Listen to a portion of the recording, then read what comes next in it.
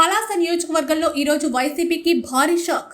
గ్రామాల్లో పూర్తిగా ఖాళీ అవుతున్న వైసీపీ నాయకులు. ఇది చూసిన ఓర్వలేక సౌకవారి కౌరులు చేపడుతున్నారు వైసీపీ నాయకులు.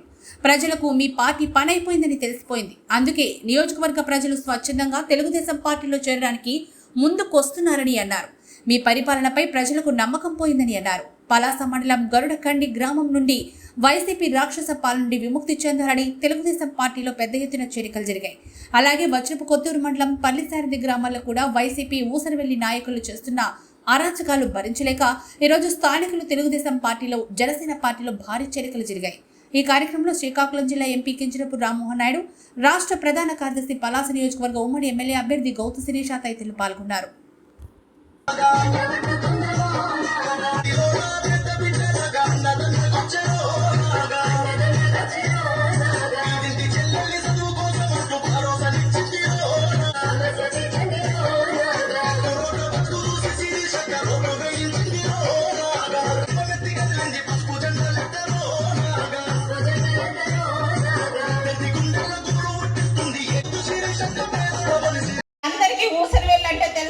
రంగులు మారుస్తుంది.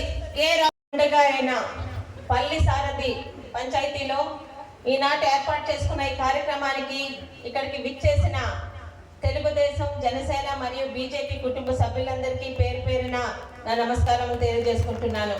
అలాగే పార్టీలో జాయినింగ్ల వల్లమో మన మీటింగ్లు చేసుకుని వల్లమో కాదు మనకి రేపు ఉదయం ఓట్లు పడేది. ఈ రోజు నుంచి మన బాధ్యత తీసుకుంటున్నామని 35 రోజులు ఎక్కడ ఫ్యాన్ కనిపించినా విరిచేలా మనం ప్రజల్లోకి తెలుగుదేశం పార్టీని, జనసేనని, బీజేపీని తీసుకువెళ్తేనే మనకి ఈరోజు విజయం దక్కేది. ఎందుకంటే గతంలో రాజకీయాలు చేసిన చాలా మంది సీనియర్లు ఉన్నారు.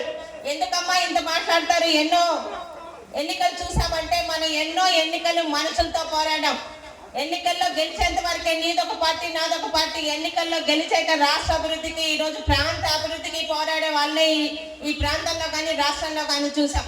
ఒక రాజశేఖర్ రెడ్డి గారు కానీ, కిరణ్ కుమార్ రెడ్డి గారు కానీ, ఎన్టీ రామారావు కానీ గెలిచాక రాష్ట్ర అభివృద్ధి గురించే పాల్పడ్డారు. అలాగే పలాసలో మరి మీ అందరికీ సుపరిచితులైన పెద్దలు దొరగారు కానీ, రేవతిపతి గారు కానీ, జుత్తు జగన్ నాయకులు గారు కానీ, శివాజీ గారు కానీ ప్రతి ఒక్కరు కూడా గెలిచాక పలాసలో ప్రతి ఒక్క ప్రాంతం, ప్రతి ఒక్క మండలం నాదే, వాళ్ళందరినీ అభివృద్ధి చేయాలని చూశారు తప్పితే ఆ ఊళ్ళో తెలుగుదేశం వాళ్ళు ఉన్నారు, ఆ నువ్వులరేవులో తెలుగుదేశం వాళ్ళు ఉన్నారు, మంచినీళ్ళపేటలో తెలుగుదేశం వాళ్ళు ఉన్నారు, అక్కడ ఎటువంటి అభివృద్ధి కార్యక్రమాలు జరగకూడదు, ఈ వీధిలోని ఎక్కడైతే తెలుగుదేశం వాళ్ళు ఉన్నారో వాళ్ళ ఇంటి మాత్రమే ముగ్గునే రోడ్లు వేయకూడదు అనే నీచ సంస్కృతి తెచ్చిన నాయకుడిని ఎవరిని చూడలేదు అప్పలరాజు గారిని తప్పితే. ఈరోజు కులాల పేరుతో ఓట్లాడుకుంటున్నారు. ఈ రోజు చెప్తున్నాను, పలాసలో ఉన్న ప్రతి కులం, ప్రతి ప్రాంతం ఈ రోజు నా కులమే, నా ప్రాంతమే. ఈ రోజు అభివృద్ధితో ముందుకెళ్తాను చెప్తే కులాల పేరుతో ఏ రోజు గౌతు కుటుంబం ఈ రోజు కుల రాజకీయాలు చేయలేదు.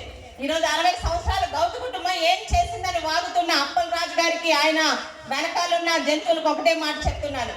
ఏమయ్యా మీరు వచ్చింది 2019లో, 1983 నుంచి 2019 వరకు ఈ ప్రాంతాన్ని అభివృద్ధి చేసింది తెలుగుదేశం పార్టీయా లేకపోతే మీ జగన్మోహన్ రెడ్డి అని ఈరోజు మాట్లాడితే సమాధానం మీ ఎవరి దగ్గరైనా ఉందా అని అడుగుతున్నారు.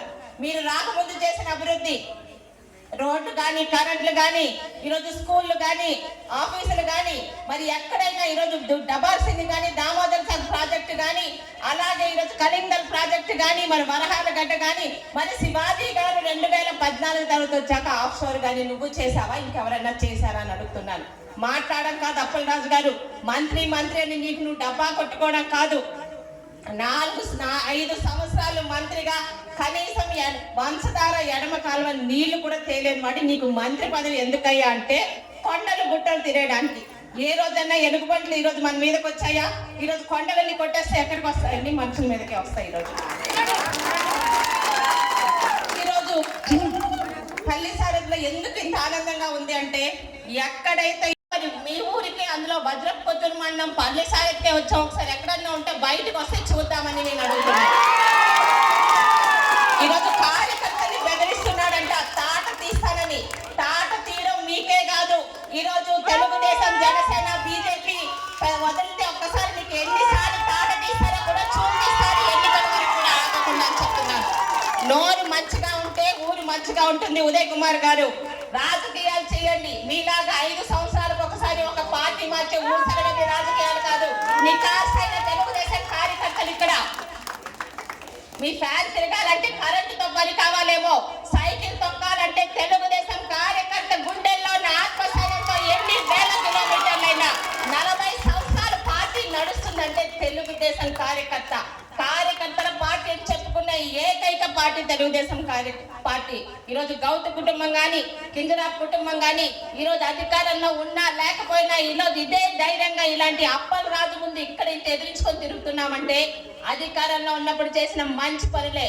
ఏ ఒక్కడికైనా ఎక్కడైనా అన్యాయం జరిగిందా అని అడుగుతున్నాను. అర్ధరాత్రి తెలుగుదేశం కార్యకర్తలు ఇళ్ల మీదకి జేసీబీలు వెళ్ళడాలు, ఇంటి ముందు రోడ్లు తవ్వడాలు, తప్పుడు కేసులు పెట్టడాలు, ఉద్యోగాలు తీయించడాలు, పెన్షన్ తీయించడాలు గత 30 సంవత్సరాల తెలుగుదేశం తాలూకా హయాంలో ఎవరికైనా జరిగాయి అని చూస్తున్నాం. కానీ ఈరోజు కొత్త బిచ్చగాడు ఊరెరగడని అంటారు కదా, ఈరోజు రాజకీయాల్లో గాలికి ఎగిరొచ్చి పడ్డాడు. మంత్రి పదవి అంటే ఏదో కోటికి కొబ్బరి చిప్ప ఇచ్చినట్టు ఉంది.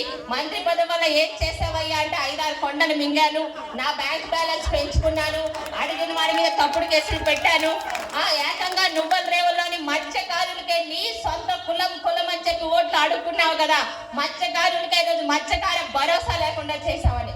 మంత్రి అంటే మంత్రి ఈ రోజు ఒక ముందు చూసినా వెనక చూసినా ఒక హాస్పిటల్ కట్టి, ఆ హాస్పిటల్ కట్టడానికి 5 కొండలు మింగి ఏం చేసినా నేను చేసిన అభివృద్ధి హాస్పిటలే చూడండి అంటారు. ఇంకా చాలా అభివృద్ధి ఉంది నువ్వు చేసిన అభివృద్ధి. ఈరోజు పలాస మున్సిపాలిటీలో వెంటే తెలుస్తుంది నువ్వు చేసిన అభివృద్ధి. కేటీ రోడ్డుని 15 రోజుల్లో ముగిస్తారని ఈ రోజుకి చేయలేని పనికి మారిన అసమర్థపు మంత్రి. 5 సంవత్సరాలు వంశధార నీళ్లు తీసుకురాని అసమర్థపు మంత్రి. ఈ రోజు రెండో బడ్జెట్ లోని 50 కోట్లు అన్నాడు ఆఫ్షోర్ ప్రాజెక్ట్ కి. మొన్న బడ్జెట్ లో 500, మరి 50 కోట్లు 500 కోట్లు ఎవడి జోబులోకి వెళ్ళాయో మంత్రి అప్పలరాజు గారు చెప్తేనే తెలుస్తుంది. ఈ రోజు ఒక దొంగాట ఆడుకున్నాడు.